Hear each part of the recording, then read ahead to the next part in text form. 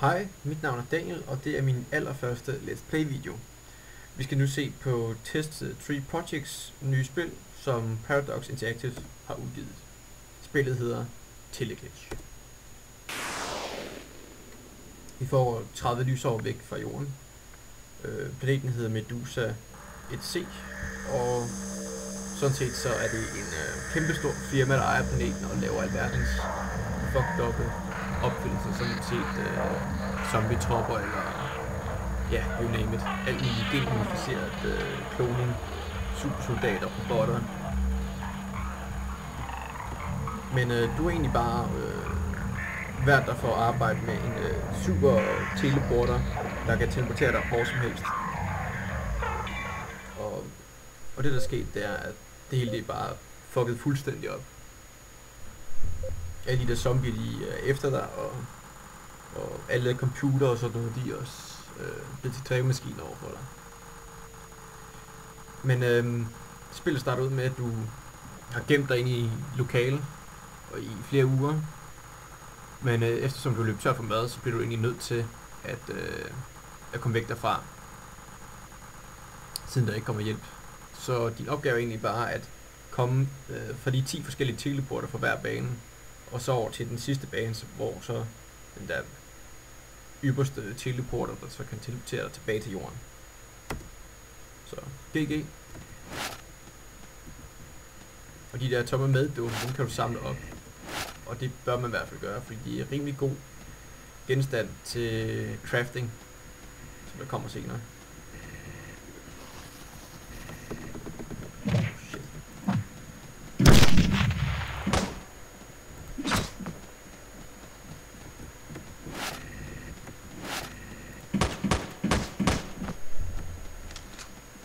De er meget svage, de her zombier, eller mutanter. De skal bare et enkelt skud, og så lige enkelt stik. Passer lige en sladerhank.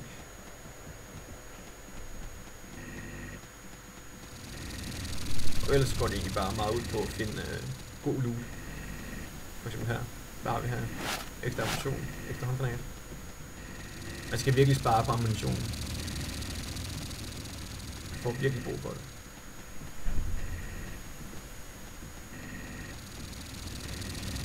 Så i hver bane, der får du egentlig bare tiden på at finde den teleporter, der er i hver bane. Og ellers overleve, finde bedre våben, eller værktøjer.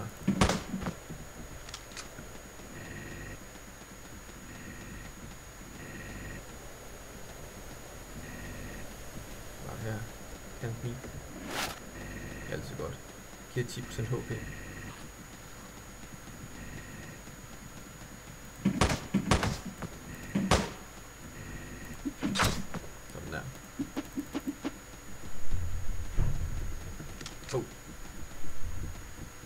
Hemmelig rum.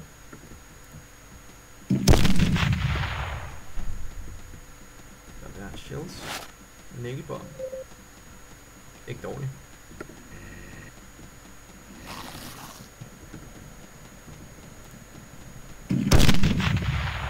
Så bliver de godt nok blæst af helvedes til det her.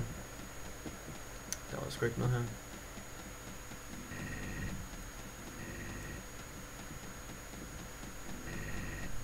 Altså de første par baner, de er utrolig nemme. Ikke særlig mange fjender. Men senere op i levels, der kommer nogle virkelig stærke fjender. Også nogle med, som er... Øj, shit. Det er væbnet med rifle. Eller kædegevær.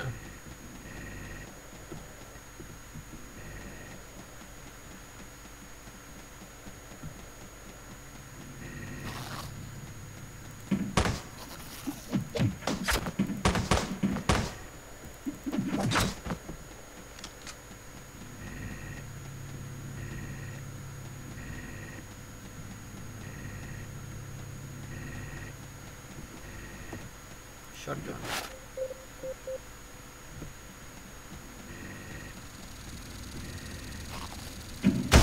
Det var nok helt blæst af helvedes til.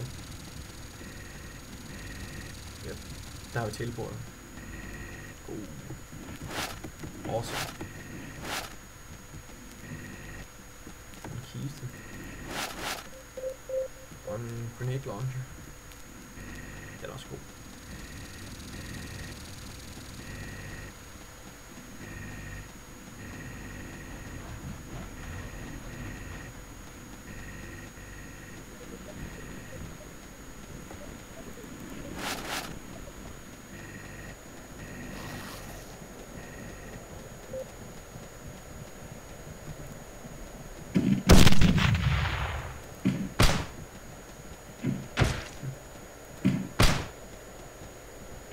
De her håndgranater, nej, granatkaster, de klistrer til fjenden.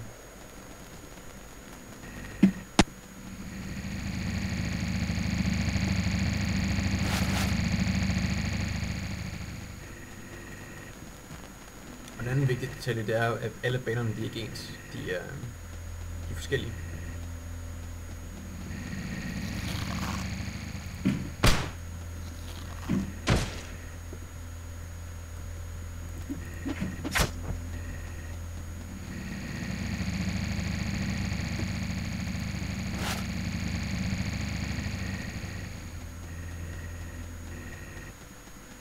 Så springer bare lidt tilbage til den teleporter.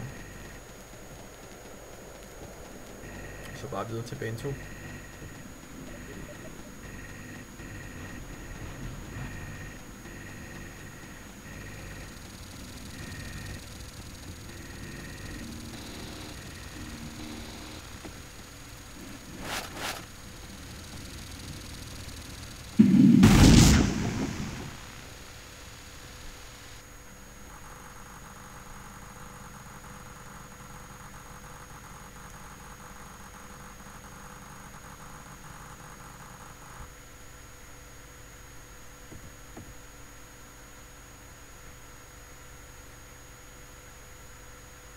Og hvis I egentlig har en kommentar, så skriv endelig. Eller hvad I nok sådan hellere vil se, eller hvad den gør det bedre. Altså, jeg er sgu meget åben for konstruktiv kritik, siden det trods alt er min første Let's Play video.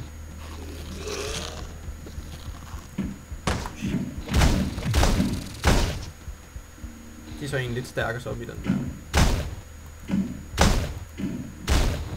Så dødums.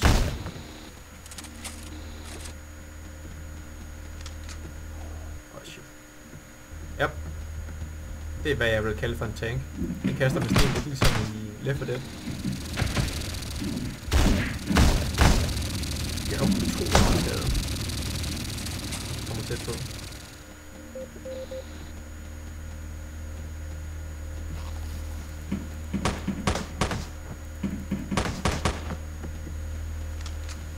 Faktisk okay mange skud, for helt ærligt.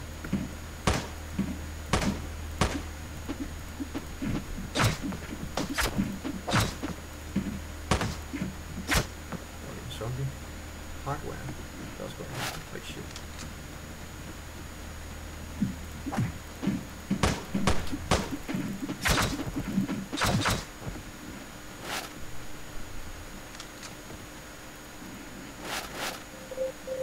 Sådan der.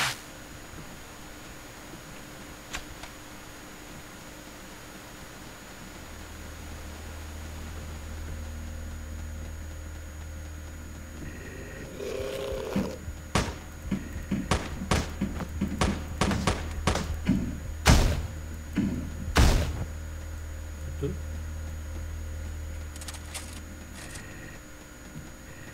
Når der som regel er sådan nogle rimelig åbne områder, så kan der som regel godt gemme sig en sværm i der rør, som du ser rundt omkring.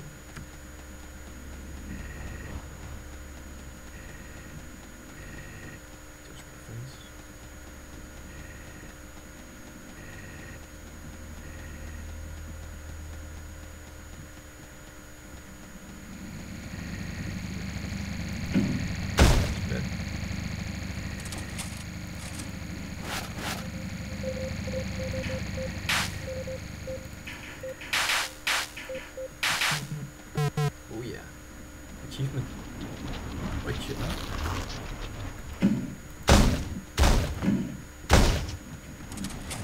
Og det her stads sort noget, det er så det navnet til spillet kommer fra. Det er en teleglitch.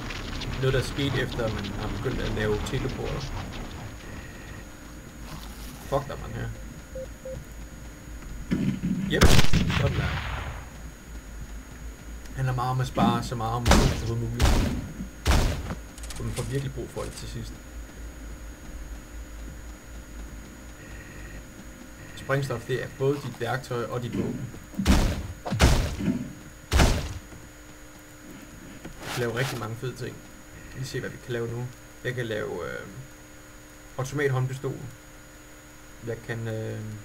og jeg har også fundet en machine gun. Og så kan jeg så lave en trommel på, så jeg kan have flere magasin i. Jeg kan lave en nail gun, eller den 20 på hardware og 9 meter. Og så kan jeg lave en plate, som jeg så skal have 2 af, for at kunne lave en skudsikkervest.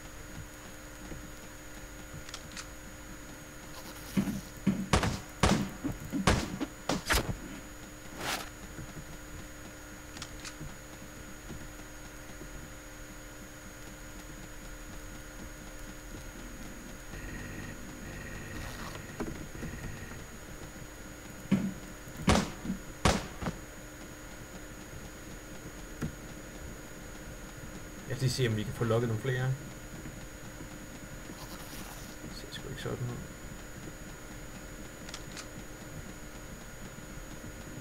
Ah, shit.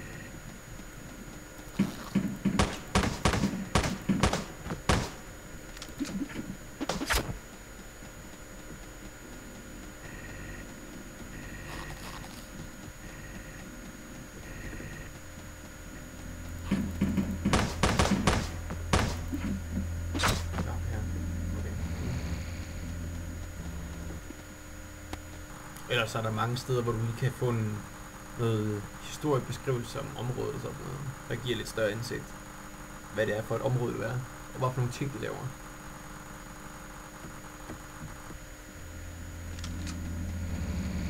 Yep, teleporter, cool. Og der var ingenting her.